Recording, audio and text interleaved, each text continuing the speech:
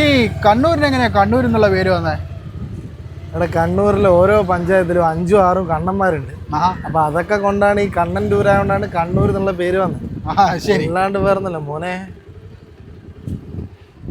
മോനെ കണ്ണൂരൊക്കെ എങ്ങനെയാ മോനെ പോണ്ടേ?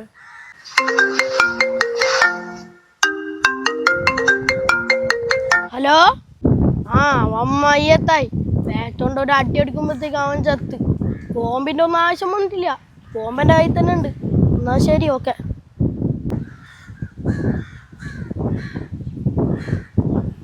ബോംബാ?